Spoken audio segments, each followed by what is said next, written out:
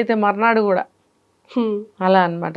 అమ్మో హోలీ వస్తుంటే అందరు తలుపులు వేసుకోవడము, అవుట్ ఆఫ్ స్టేషన్ వెళ్ళిపోవడము, ఉండి లేమని చెప్పించడము. ఒకవేళ మేము బయటికి రాము, టమాటోలు గుడ్లు బాగా గుర్తు చేశారు. అసలు కోడిగుడ్లు ఏంటి, ఇవి ఎక్కడి నుంచి వచ్చినాయి? ఏమవుతుంది, కండిషన్ అవుతుంది మా హెయిర్ అనుకుంటారు మేడం. అది సాంప్రదాయ విరుద్ధం, సాంప్రదాయంలో లేనిది. టమాటాలు ఏంటి, కోడిగుడ్లు ఏంటి, చిచ్చి అదంతా కాదు. అవన్నీ చేయకు, అదే నేర్పాలి. అసలు అది మనం ఎందుకు పండగ చేస్తున్నాం అనేది ముందు తెలియాలి పిల్లలకి. అసలు ఇప్పుడు పెద్దవాళ్ళకి కూడా తెలియాల్సిన అవసరం ఎంతో ఉంది. ఇప్పుడు పెద్దవాళ్ళకే ఒళ్ళు బద్ధకం, పెద్దవాళ్ళకే ఏమీ తెలియదు. ఇంక పిల్లలకి ఏం చెప్తారు, పిల్లలకి ఏం చేసి చూపిస్తారు వీళ్ళు. మనం ఏం చేస్తే వాళ్ళు అదే చేస్తారు. కాబట్టి కోడిగుడ్లు ఇవన్నీ చేసుకోకూడదు. అంతగా కావాలంటే హోలీ పండుగ అయిపోయిన తర్వాత తలకి కోడిగుడ్డు పెట్టి స్నానం చేసుకోండి, మీకు అంతగా దానికి మంచిగా అవ్వాలి హెయిర్ అనుకుంటే. అంతేగాని అది ఎవరిష్టం వాళ్ళ మీద, అందరినీ నేను చెప్పటం లేదు. కానీ అది కోడిగుడ్డుని హోలీలో భాగంగా చేయటం అనేది చాలా రాంగ్. అది చాలా అంటే చాలా రాంగ్. అది సాంప్రదాయ విరుద్ధం. అది ఎక్కడన్నా మనం ఏ పూజల్లోనన్నా కోడిగుడ్లను కలిపామా, ఏ పండగల్లోనైనా కోడిగుడ్లను కలిపామా? ఇక్కడ ఎందుకు కలుపుతున్నారు పిచ్చిగా? ఆగపోతే అవన్నీ రాంగ్, అలాంటివి చేయకూడదు. ముందు మీరు కథలు తెలుసుకోండి, పిల్లలకి నేర్పండి. హోలీ పండుగ రోజున చక్కగా ముందు కథ తెలుసుకోండి, తర్వాత చక్కగా రంగులు ఇలా ఇలా కల్పిస్తాను, ఇవి మీరు చల్లుకోండి, ఇంతకంటే ఎక్కువ చెయ్యకూడదు అని చెప్పాలి. ఇవన్నీ చెప్తే కదా వాళ్ళకి నిజమా అని ప్రతి ఇంట్లో చెప్పాలి. ఒక్కింట్లో చెప్పితే మిగతా 10 మంది సాయంత్రం వరకు కొట్టుకుంటారు వాటర్. మరి వీళ్ళు మేము వెళ్తామని వీళ్ళు వెర్రెత్తిపోతారు. పంపించకపోతే నేల కాళ్ళు కొట్టుకుని ఏడుస్తారు. వాళ్ళకి అర్థం కాదు. అదేదో సామెత ఉంది, చాదస్తపు మొగుడు వినడు గిల్లితే ఏడుస్తాడని. అలా అయిపోతుంది పిల్లలకి, వాళ్ళకేమో అర్థం కాదు. మరి 2 దెబ్బలు వేసామంటే ఏడుస్తారు, వేయలేము పండగ పూట. అందుకని వాళ్ళకి కొంచెం డైవర్ట్ చేసి మనము ఈరోజు మనం ఫలానా చోటకి వెళ్తున్నాము, మీరు అది కలర్స్ తొందరగా కంప్లీట్ చేసుకుని లోపలికి వచ్చేయండి, మనం త్వరగా వెళ్ళాలి అని అంటే వాళ్ళు వచ్చేస్తారు. అందులో ఈసారి గ్రహణం కూడా ఉంది. As early as possible close చేసేయాలి. 2:30 కల్లా తినడం కూడా అయిపోవాలి. ఒక 2-3 అవర్స్ బిఫోరే భోజనం చేయాలి. ఇంకా మాట్లాడితే ఒక 4-5 గంటల ముందే తినాలి, 10 గంటలకు తినేసేయాలి. అవన్నీ ఎవరు పాటిస్తున్నారు? అట్లీస్ట్ 2 అవర్స్ బిఫోర్ అన్న తినండి రా బాబు అని అంటే, గ్రహణం నడుస్తుంటే చికెన్ బిర్యానీలు తినే మహానుభావులు ఉన్నారు. ఏం చెప్తాం అలాంటి వాళ్ళకి మనం చెప్పలేం. అసలు ఇంకా అవుట్ ఆఫ్ కవరేజ్ ఏరియా వాళ్ళండి. వాళ్ళే పాపం పండి భూమి తేలిక అవుతుందిలే వాళ్ళతోటి. దేవుడు కూడా బ్యాలెన్స్ చేయడానికి ఇలాంటి వాళ్ళని పుట్టిస్తాడు. ఎందుకంటే భూమి భారం అయిపోతుంది కదా, అది వాళ్ళ పాపం పండితే వాళ్ళే వెళ్ళిపోతారు. దేవుడు అలా బ్యాలెన్స్ చేస్తాడా అని అనిపిస్తుంది నాకు అప్పుడు. అంటే ఈ నేల మీద పుట్టెరిగాక మన సంప్రదాయం పాటించాలి, ధర్మాన్ని ముందుకు తీసుకెళ్లాల్సిన అవసరం ఎంతగానో ఉంది. ముందు ప్రతి పండగకి వెనక ఉన్న కథని తెలుసుకోవట్లేదు. పిల్లల్ని కూర్చోబెట్టి ఆ కథని వినిపించండి, ఎంత ఇంట్రెస్టింగ్గా వింటారో వాళ్ళు.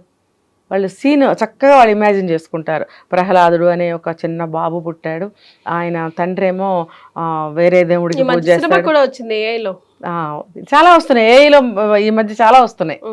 అలా చాలా మంచి సినిమాలు తీస్తున్నారు, అది కూడా మెచ్చుకోదగ్గ విషయమే. మరి పిల్లలకి అలాంటివి చూపించడము చెప్పడము చేస్తే నిజంగా వాళ్ళ మనసులో నిండిపోయి ఉంటాయి. అవి పెద్ద అయిన తర్వాత కూడా గుర్తుంటాయి అవి. మళ్ళీ వాళ్ళ పిల్లలకి చెప్తారు కదా. ఇప్పుడు నేను ఎలా చెప్తున్నాను, చిన్నప్పుడు మాకు నేర్పించారు కాబట్టి ఇప్పుడు నేను చెప్తున్నాను. మరి ఇప్పుడు తల్లిదండ్రులు వాళ్ళు పుస్తకాలు చదవరు, పిల్లలకి చిన్న చిన్న బుక్స్ కొనివ్వరు, కనీసం వాళ్ళకి తెలిసిన కథలు అన్నా చెప్పరు.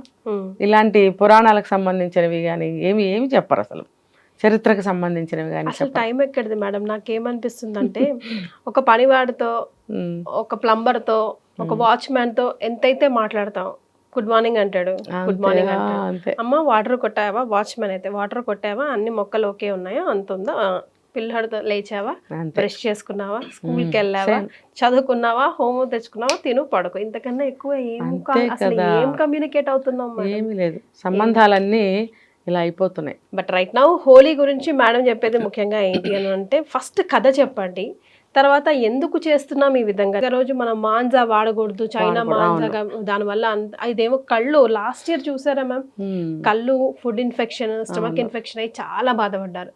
సో న్యాచురల్ కలర్స్తో కూడా హ్యాపీగా మనం హోలీని ఎంజాయ్ చేయొచ్చు అబ్బా, దాన్ని ఇంత డిజాస్టర్గా మార్చుకోకూడదు కదా, పండగని హ్యాపీగా ఎంజాయ్ చేయాలి. అందుకే తగు ప్రికాషన్స్ ఒకసారి ఐ డ్రీమ్ ప్రేక్షకులకి గుర్తు చేద్దాం, ముఖ్యంగా తల్లులు, ఎందుకంటే ఫైనల్గా బాధితులు వాళ్ళే అవుతారు కాబట్టి. వాళ్ళే అవుతారు. ఇప్పుడు మనకి ఐ డ్రీమ్ ప్రేక్షకులందరికీ హోలీ పండగ శుభాకాంక్షలు. ఇప్పుడు మనకి దీపావళి ఒకటి, ఇదొకటి పండగ ఉద్దేశం మర్చిపోతారు వీళ్ళు. అక్కడేమో టపాసులు కాల్చేయడం, ఏదో ఒకటి చేసుకోవడం, ఇక్కడ రంగులు వేసుకోవడం, ఇక్కడ ఏదో చేసుకోవడం. అసలు పండగ ఉద్దేశం ఏంటనేది ఎవరికి తీసుకోవట్లా మైండ్కి. ఎప్పుడో పాతకాలంలో వాళ్ళకి తెలిసేమో, ఇప్పుడు ఎవరికి తెలియటం లేదు. అసలు ఈ పండగ ఎలా వచ్చిందంటే, ఇప్పుడు హిరణ్యకశిపుడు తెలుసు కదా అందరికీ, కొడుకు ప్రహ్లాదుడు. వీళ్ళు తండ్రి కొడుకులే శత్రువులు. ఎందుకు అనంటే నారాయణుడిని పూజిస్తాడు కాబట్టి ప్రహ్లాదుడు, ఈయనకి నచ్చదు. మరి హిరణ్యకశిపుడు రాక్షస జాతి అని చెప్తారు. అయినప్పుడు ఎంతమందితో ఎన్ని హత్యా ప్రయత్నాలు చేయించినా ప్రహ్లాదుడిని ఆ విష్ణుమూర్తి రక్షిస్తూనే ఉన్నాడు, ఎందుకంటే హరిభక్తుడు కాబట్టి. ఇంకా చివరికి ఏం చేయాలి తెలియక తన సోదరి అయినటువంటి హోళిక అనే ఆవిడ్ని పంపిస్తాడు. సరే, ఆవిడ్ని కూడా మట్టు పెడతారు, అయిపోతుంది, ఆవిడ చనిపోతుంది ఆ యుద్ధంలో. చనిపోయినప్పుడు ఆ సందర్భంగా ప్రజలందరూ పండగ చేసుకుంటారు. మరి పండుగను ఎలా ఆనందాన్ని ఎలా వ్యక్తం చేయాలి? పిండి వంటలు వండుకుని ఎవరింట్లో వాళ్ళు కూర్చుంటే అది తెలియని విషయం.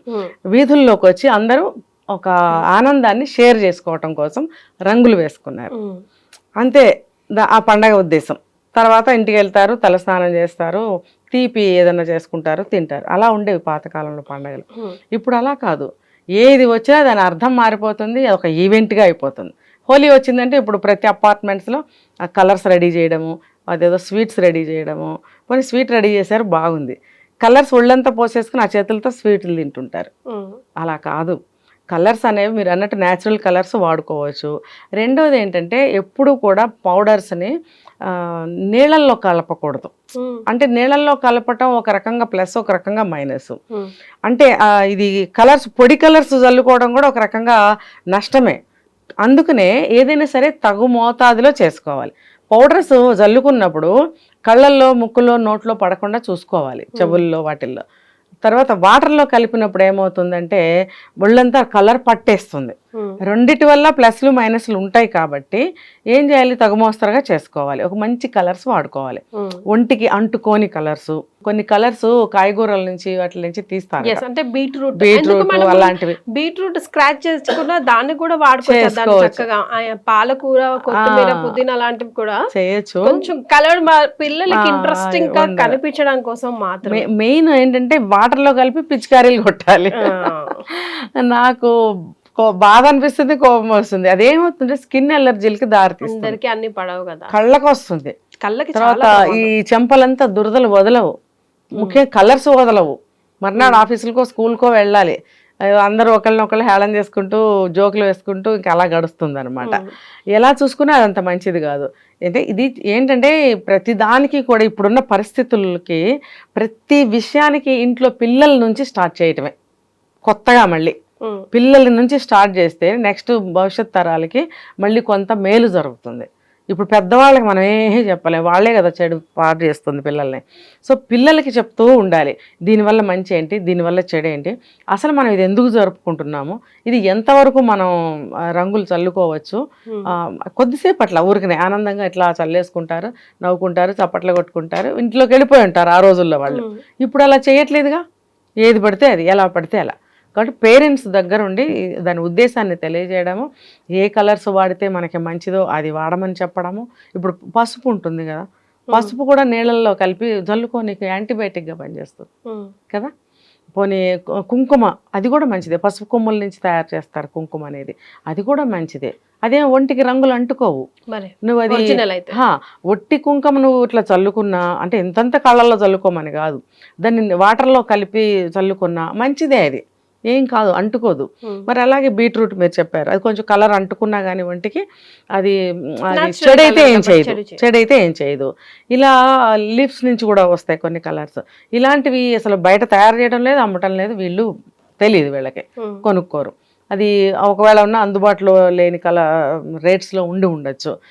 ఏది ఏమైనా మన ఇంట్లో కొన్ని తయారు చేసుకో. 2 రంగులు చాలవా కీర్తి? మరి పసుపు కుంకుమ చాలు కదా, లేదు అని అంటే ఇంకో షేడ్ బీట్రూట్, గ్రీన్ అంటే ఆకు. అవును, అంతే కదా. అసలు ఎందుకు ఆలోచించరు నాకు అర్థం కాదు అసలు. ఈ విధంగా అలా అలవాటు చేసాం మేడం. అదే మీరు అన్నట్టు పిల్లల నుంచే స్టార్ట్ చేయాలి, ఎందుకంటే పాడు చేసింది పెద్దలనే అని అంటే నిజమే కదా, మనం చెప్తేనే కదా, మనల్ని చూసే కదా వాళ్ళు ఇమిటేట్ చేస్తూ ఉంటారు. ఆడుకోవడం ఎంతసేపు, ఒక 2-3 నిమిషాలే, కానీ దాని వల్ల ప్రభావం మార్నింగ్ నుంచి ఈవినింగ్ వరకు